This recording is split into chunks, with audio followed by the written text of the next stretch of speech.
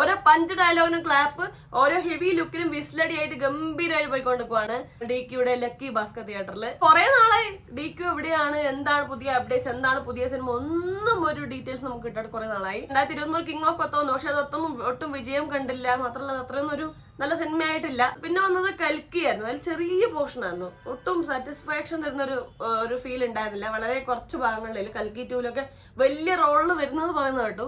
അപ്പൊ എന്തായാലും ഒരുപാട് ഫാൻസ്, ഒരുപാട് പേര് എന്തായിരിക്കും DQ എവിടെയാണ്, എന്താണ് അടുത്ത പടം എന്ന് കാത്തിക്കുന്ന ഒരുപാട് ഫാൻസ് ഉണ്ട്. കുറച്ച് ഹേറ്റേഴ്സ് ഉണ്ട്. അതുപോലെ തന്നെ കുറെ പേര് ഒരു ഫാൻ എന്നുള്ളതിലുപരി പുള്ളിക്കാരൻ അഭിനയത്തെ അഡ്മയർ ചെയ്യുന്ന, ഇഷ്ടപ്പെടുന്ന ഒരുപാട് പേരുണ്ട്.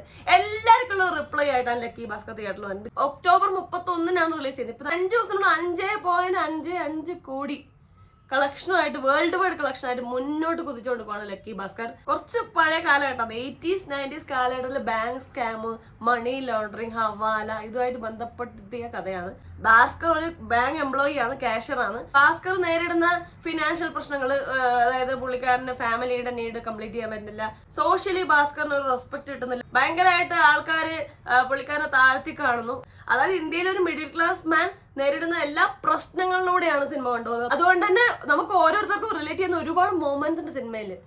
ചില സമയങ്ങളിൽ നമ്മൾ കണ്ണു നിറയിപ്പിക്കുന്നുണ്ട്, ചില സമയങ്ങളിൽ നമ്മൾ ഗൂസ് ബംസ് അടുപ്പിക്കുന്ന മൊമെന്റ്സ് ഉണ്ട്, റൊമാൻറ്റിഫിക്കേഷൻ തോന്നുന്ന മൊമെന്റ്സ് ഉണ്ട്. അങ്ങനെ ഒരുപാട് നല്ല മൊമെന്റ്സിലൂടെയാണ് സിനിമ പോകുന്നത്.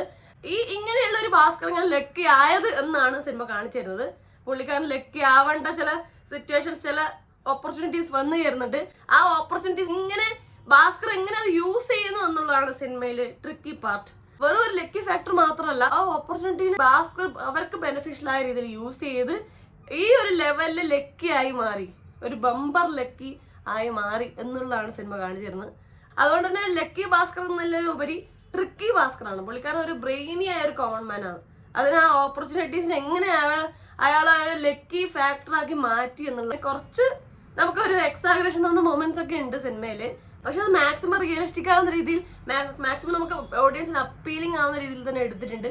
അതുകൊണ്ട് തന്നെ ഒരുപാട് കണ്ണ് നിറയിപ്പിക്കുന്ന, അതുപോലെ തന്നെ ഗൂസ് ബംസ് തോന്നുന്ന മൊമെന്റ്സ് ഇഷ്ടംപോലെ ഉണ്ട് സിനിമയിൽ. ഇതിലെല്ലാവരും കലക്കലായിട്ട് അഭിനയിച്ചിട്ടുണ്ട് DQ.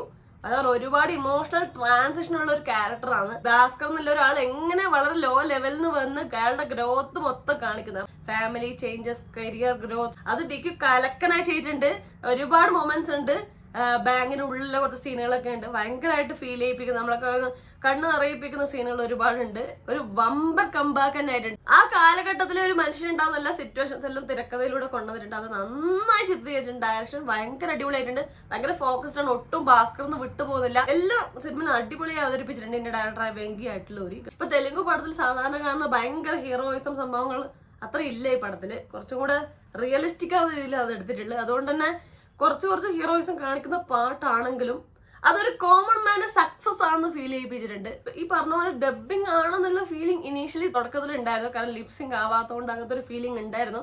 പക്ഷെ കുറച്ച് കഴിഞ്ഞ് പടത്തിലോട്ടും കയറിയപ്പോഴേക്ക്, വിഷയത്തിലോട്ടും കയറിയപ്പോഴേക്ക് പിന്നെ ഡബിങ് ആണോ വേറെ ഭാഷയാണോ ഒന്നും ഒരു വിഷയമായിരുന്നില്ല. ഭയങ്കര അടിപൊളിയായി, ഭയങ്കര ഫോക്കസ്ഡ് ആയിട്ട് നമ്മളിങ്ങനെ ഗ്രിപ്പിംഗ് ആയി പിടിച്ചിരുത്തിയിട്ടുണ്ട് സിനിമ.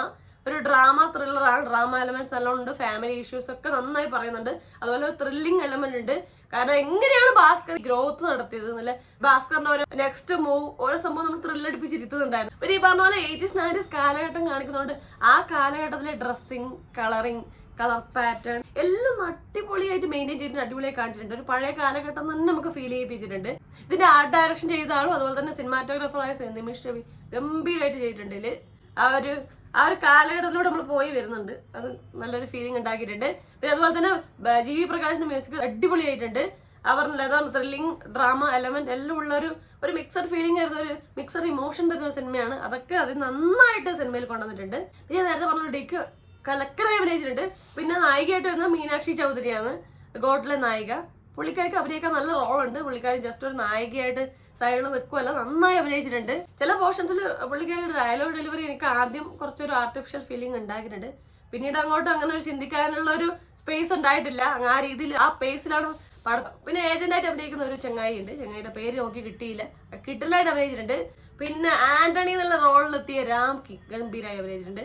പിന്നെ ഭാസ്കറിന്റെ ഫ്രണ്ടായിട്ട് എത്തിയ സാമ്പ എന്നുള്ള ക്യാരക്ടർ ചെയ്ത ആള് ഗംഭീരായി അഭിനയിച്ചിട്ടുണ്ട്. എല്ലാവരും നന്നായി അഭിനയിച്ചിട്ടുണ്ട്. അപ്പൊ അടിപൊളി പടമാണ്. ഇപ്പൊ തിയേറ്ററിൽ പോയി കണ്ടാൽ നമുക്ക് ഇമോഷണലി നമ്മളുടെ ഒരു ലൈഫിന്റെ എവിടെയൊക്കെയോ അങ്ങ് ടച്ച് ചെയ്ത് പോകുന്നുണ്ട്. നമ്മളിൽ ഒരാളാണ് ഭാസ്കർ, നമ്മളിൽ ഒരാൾ വിജയിച്ചു എന്നുള്ളൊരു ഫീലിംഗ് ഒക്കെ പടം തരുന്നുണ്ട്.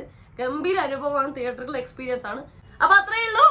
നിങ്ങൾക്ക് സിനിമയെ കുറിച്ചുള്ള അഭിപ്രായങ്ങൾ, ഡിക്യുടെ തിരിച്ചുവരവ് എങ്ങനെയുണ്ട്, സിനിമ എങ്ങനെയുണ്ട്, നിങ്ങൾക്ക് സിനിമയെ കുറിച്ചുള്ള എല്ലാ അഭിപ്രായങ്ങളും താഴെ കമന്റ് ചെയ്യുക. നിങ്ങളൊരു ഡിക്യു ഫാൻ ആണെങ്കിൽ അതും താഴെ കമന്റ് ചെയ്യുക. അപ്പൊ അത്രയുള്ള വീഡിയോ ലൈക്ക് ചെയ്യുക, സബ്സ്ക്രൈബ് ചെയ്യുക, സപ്പോർട്ട് ചെയ്യുക, ഷെയർ ചെയ്യുക, കമന്റ് ചെയ്യുക. അപ്പൊ പറഞ്ഞ പോലെ എല്ലാവരും ഹാപ്പി ആയിട്ടിരിക്കാൻ മറ്റൊരു റിവ്യൂ റിയാക്ഷനോ സോഷ്യൽ നെക്സ്റ്റ് ടൈം കാണാം. അതുവരെ ബൈ ബൈ.